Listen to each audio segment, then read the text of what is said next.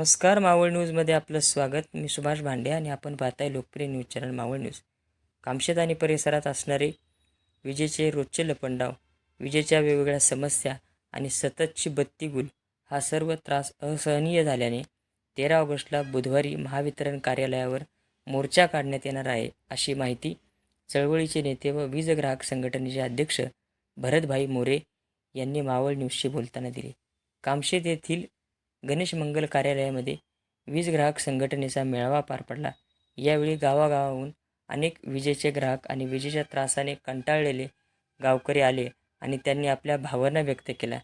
यावेळी भरतभाई मोरे यांच्यासह माजी उपसरपंच तानाजी दाभाडे, सरपंच बंटी गायकवाड, उपसरपंच निलेश दाभाडे, भाजपचे मंडलाध्यक्ष अभिमन्यू शिंदे, ग्रामपंचायत सदस्य अण्णा बरदाडे, काँग्रेसचे सरचिटणीस रोहिदास वळण, स्वाभिमानी रिपब्लिकन पक्षाचे नेते कोंडीबा रोकडे, शिवसेनेचे सतीश इंगवले, व्यापारी संघटनेचे अध्यक्ष विलास भटेवरा यांच्यासह सर्व राजकीय पक्ष संघटनेचे कार्यकर्ते मोठ्या संख्येने उपस्थित होते.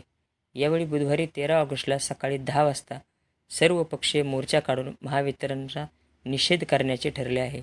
तर महावितरणच्या कार्यालयास आम्ही थेट टाळे ठोकणार आहोत, असा इशारा भाजपचे नेते अभिमन्यू शिंदे यांनी दिला. विविध गावातून आलेल्या नागरिकांनी मावळ न्यूजशी बोलताना त्यांच्या तक्रारी आणि महावितरणच्या कारभाराविषयी नाराजीचा पाढाच वाचून दाखवला. ऐकूयात नेमके नागरिक काय म्हणाले.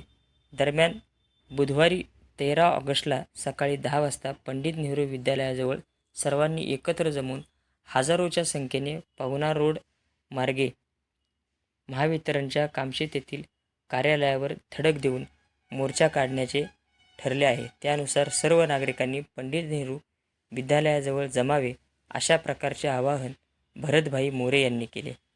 ऐकूयात विविध गावावरून आलेले ग्राहक आपली प्रतिक्रिया व्यक्त करताना नेमके काय.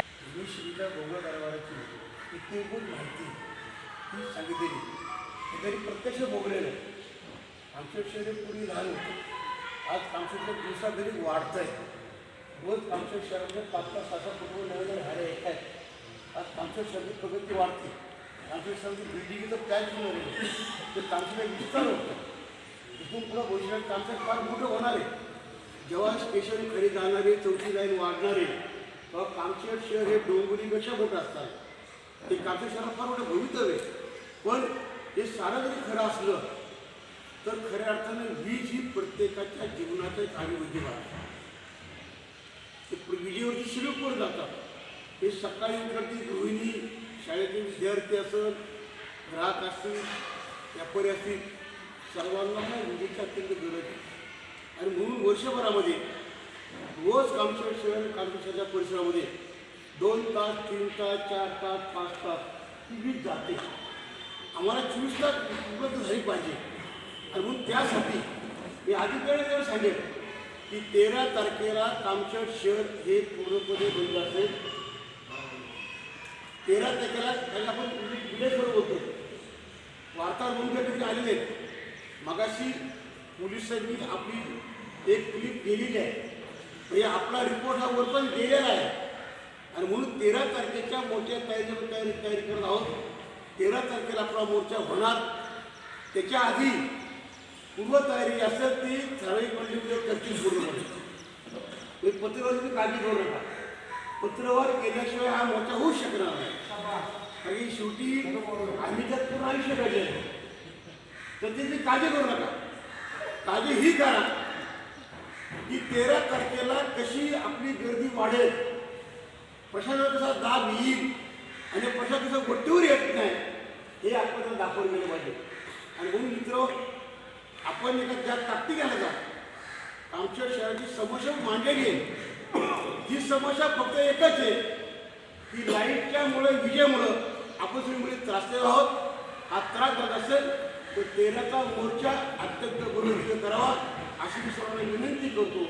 याच ताकदीने जमावं अशी सर्वांना विनंती करतो. आणि आपण सगळे मंडळी या ठिकाणी ताकदीने आलात तर तुझे आभार मानतो. आणि त्याच्या दुसऱ्याबरोबर की संपूर्ण कामशेत शहरातील मीडिया, हे वार्ताहर मंडळी, इलेक्ट्रिक मीडिया, असलेली सगळी मंडळी या ठिकाणी आलात. आपली वीज ग्राहक संघटना ही कोणत्याही पक्षाची बांधिलकी सुद्धा संघटना नाही, ही सर्वसामान्य जनतेची नाळ बांधली संघटना आहे. आणि म्हणून आपल्याला विकास करायचा असेल तर सर्वांनी एकत्र आलं पाहिजे. लोकप्रतिनिधी आपल्याला मदत केलीच पाहिजे, त्याचा त्यांचा अधिकार आहे आणि आपण त्याला बोललं पाहिजे. आपण कुणाच्या कुणाची बदनामी करायची नाही, कुणावर टीका करायची नाही. टीका जी करायची आहे की जे प्रशासन नालायकपणा करतंय, प्रशासन चांगलं वागत नाही, जर प्रशासन चांगलं वागलं तर खरंच आपल्याला त्रास होणार नाही. लोकप्रतिनिधी जरी एकटे असले तर प्रशासन वाचत आहे ना, काय दाखवणार? शेवटी माणूस हा माणसाला विकृती असते, तो जरी अधिकारी असला तो विकृतीवाद असतो. पण त्याची विकृती कोण सगळं करत तर तुम्ही करणार. आणि या विकृतीला पाय घालण्यासाठी आपला 13चा मोर्चा अत्यंत महत्त्वाचा आहे. मी या ठिकाणी इलेक्ट्रिक मीडिया आणि वार्ताहरांना विनंती करतो की जास्तीत जास्त मोठी बातमी करून समाज जागृती पण करावी की जेणेकरून तुमचा आवाज खऱ्या अर्थानं जनतेमध्ये पोहोचतो. आणि वार्तांकन हे खऱ्या अर्थानं लोकशाहीचं चौथा काम आहे. जर चौथा काम नसेल तर हा देश हुकूमशाही जाऊ शकतो.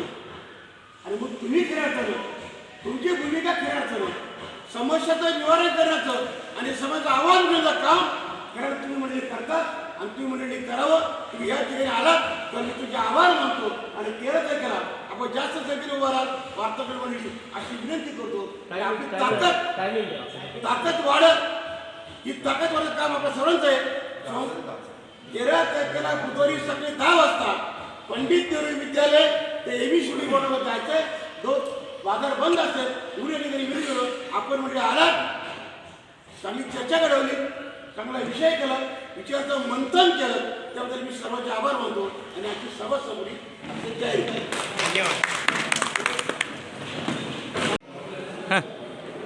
काय सांगाल कामशेडमध्ये विजेच्या काय काय समस्या आहेत? गेल्या वर्षभरापासून मीटरचं रेटिंग घ्यायला येतात पण बिलं लाईटची ग्राहकांना मिळत नाही. प्रत्येक ग्राहकाला लाईटचं बिल मिळवण्यासाठी वडगाव या ठिकाणी जावं लागतं आणि ते गैरसोयीचं त्या ठिकाणी ऑफिस आहे. मी या ठिकाणी वीज कार्यालयाला या ठिकाणी हे करतो, आवाहन करतो, तुम्ही भरमसाठ बिलं ग्राहकांकडून वसूल करता, साधं लाईटचं बिल तुम्ही त्या ठिकाणी ग्राहकांना देऊ शकत नाही. असला भोंगळ कारभार आजपर्यंत आमचे म्हणजे माझ्या ह्याच्यात या ठिकाणी पाहिलं. आमच्या शहरात जर आपण पाहिलं तर सर्व लाईन ह्या सिंगल फेज लाईन आहे. 3 फेज लाईन करण्याची गरज आहे. MSCB ऑफिससुद्धा सिंगल फेज लाईनमध्येच आहे. त्याच्या सिंगल फेज लाईनमुळे काय होतं की एखादा फ्यूज उडला तर एखाद्या कुटुंबातील फ्रीज असेल, TV असेल, ही पटकन उडून जातो. त्यामुळे जे ग्राहक आहे वीज ग्राहक त्यांना मोकार भुर्दंड सोसावा लागतो. लाईट आम्ही सगळं तास झाली, 1.5 तास झाली, 2 तास झाली लाईट जातात. तुझी काहीतरी सुधारणा व्हायला पाहिजे. काही फार मोठी आहे. रोज दिवसातून 2 तास, 3 तास, 4 तास लाईट जात आहे आणि जे MSCB बोर्ड आहे ती समस्या दूर करण्यात कमी पडते. व्हॉट्सअपला मेसेज टाकून लोकांची सहानुभूती मिळवण्याचा प्रयत्न करते. विषय असा आहे की लाईट समस्येमुळं गावाची पाणी समस्या वाढली. गिरणी, इस्त्री, ही दुकाने, लाईटची दुकाने, हॉटेल व्यवसाय व जवळजवळ लाईट सगळेच व्यवसाय निगडीत आहे आणि लाईट समस्या वाढल्यामुळे ते सगळे व्यवसाय दळमळीत व्हायला. मी लक्ष्मण श्रीपती गायकवाड, इलेक्ट्रिसिटी वितरण महामंडळाचा खूप मोठा जुना ग्राहक. आज कामशेडमध्ये जवळपास 4,000च्या संख्येने ग्राहक आहेत. ह्या 4,000 संख्येच्या लोकांना पेटी धरण्याचं काम हे आरोग्य अधिकारी करत आहेत. अनेक वेळा अनेक ठिकाणी अनेक कार्यकर्त्याकडनं त्यांच्या समोर ह्या समस्या मांडलेल्या आहेत, परंतु अद्यापपर्यंत न्याय मिळाला नाही. तेव्हा आज जी चर्चेचं सत्र नियोजनकर्त्याचं मी आभार मानतो. आणि बोला.